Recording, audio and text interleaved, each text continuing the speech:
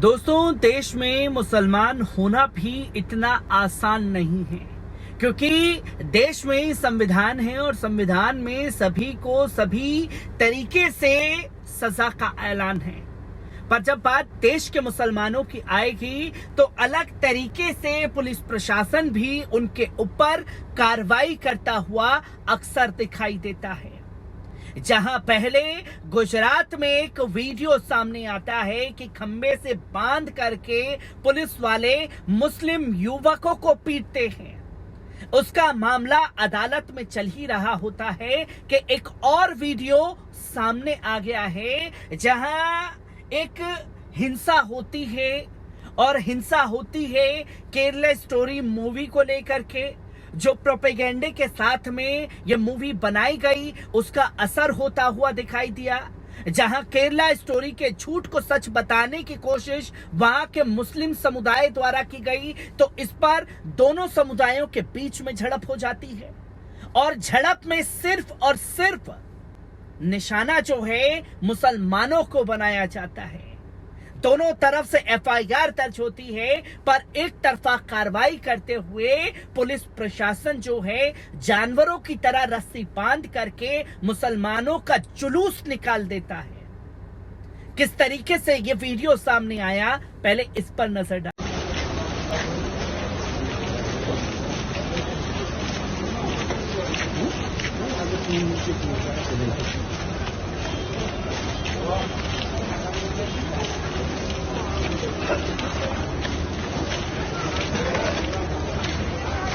आपने देखा कि किस तरीके से जुलूस मुसलमानों का निकाला गया, और पुलिस प्रशासन इस पर अपनी पीठ जरूर थपथपा रहा होगा कि देखिए हमने तो ऑन द स्पॉट ही सजा दे दी। ना अदालतों की जरूरत है, ना जजों की जरूरत है, सीधा ऑन द स्पॉट मुसलमानों को सजा का ऐलान। अपराधी भी अगर पुलिस कस्टडी में मुसलमान हैं तो कैसे अतीक अहमद को मारा गया, वो तस्वीरें भी देश की जनता के सामने हैं। और कैसे पुलिस प्रशासन जो है सजा का ऐलान सड़क पर कर रहा है, वो भी लोगों के सामने है। पर यहां अदालत ने साफ तौर पर कहा है कि देश में संविधान है, अदालतें हैं, जजें हैं, ये कौन सा तरीका है मुसलमानों को सजा देने का।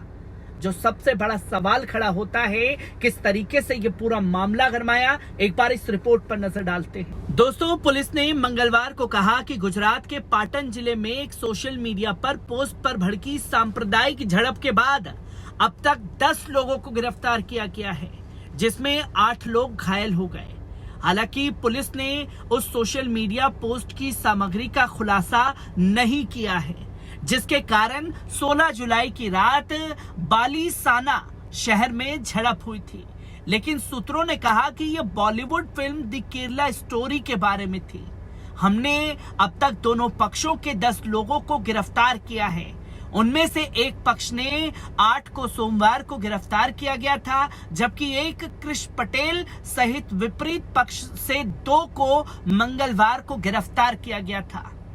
बलीसाना पुलिस स्टेशन के निरीक्षक जेएस चौधरी ने कहा कि 10 आरोपियों के खिलाफ दंगा, हमला और हत्या के प्रयास सहित विभिन्न आरोपों के तहत मामले दर्ज किए गए हैं। सोमवार को जांच के तहत कुछ गिरफ्तार आरोपियों को बालीसाना के मस्जिद चौके इलाके में ले गई, जहां घटना हुई थी।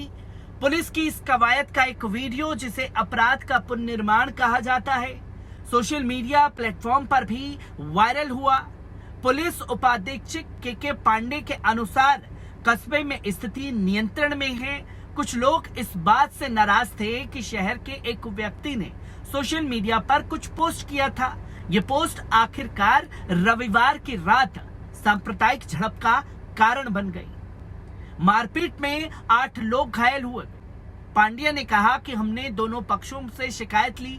आरिफ शेख की शिकायत पर दर्ज की गई पहली सूचना रिपोर्ट एफआईआर के अनुसार कृष पटेल और निमेश पटेल ने उन पर और उनके चाचा इलियास शेख पर हमला किया। इस तथ्य के बावजूद कि इलियास शेख और एक युवा के बीच सोशल मीडिया पोस्ट पर पहले ही समझौता हो चुका था। आरिफ शेख ने आरोप लगाया कि पटेल जोड़ी ने उन पर स्टील की रॉड से हमला किया और उन पर पत्थर फेंके।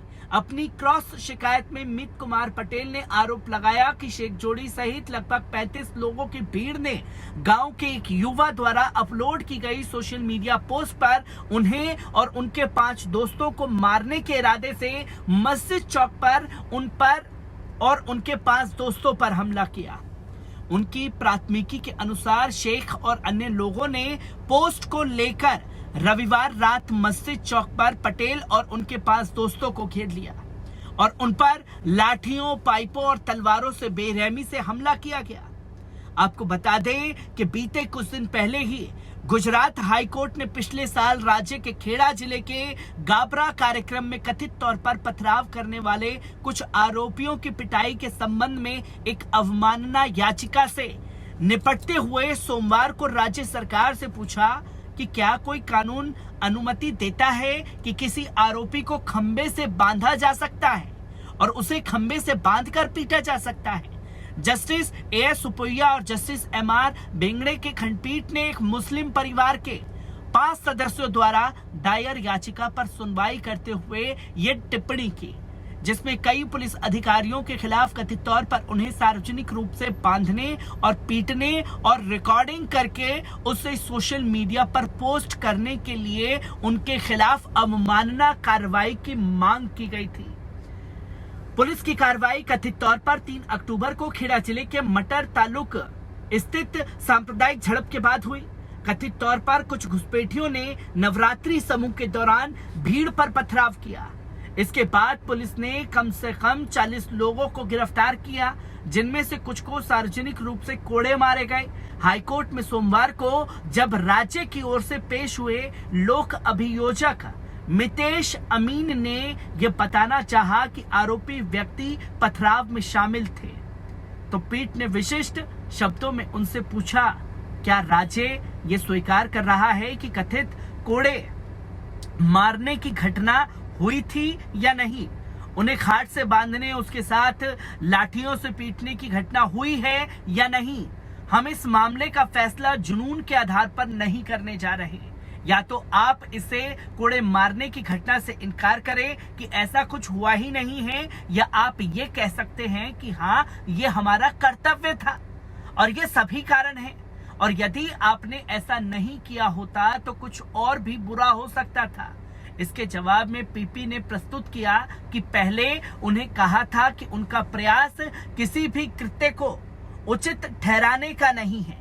अगर ऐसा हुआ है, हालांकि उन्होंने कहा कि वे अदालत के समक्ष कुछ रिकॉर्ड रखना चाहते हैं, निश्चित रूप से उन्हें स्थिति को नियंत्रित करना होगा, लेकिन इसके बाद जो हुआ उससे हम चिंतित हैं। हमारे सामने मुद्दा दिशा निर्देशों से संबंधित है।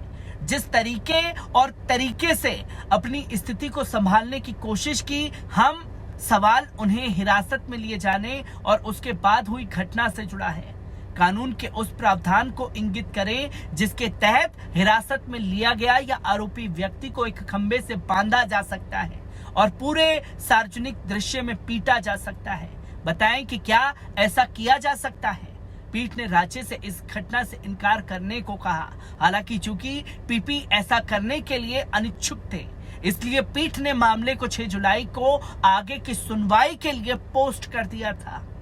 ये वही गुजरात का मामला है जिसमें अदालत ने यह पूछा कि क्या ये जायज है या नहीं, हाँ या ना में जवाब दीजिए।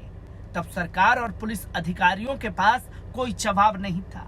एक घटना घटी नहीं, दूसरी सामने है कि किस तरीके से जानवरों की तरह रस्सी से बांध करके आरोपियों को ले जाया जा रहा है, वो भी एक तरफा कार्रवाई करते हुए।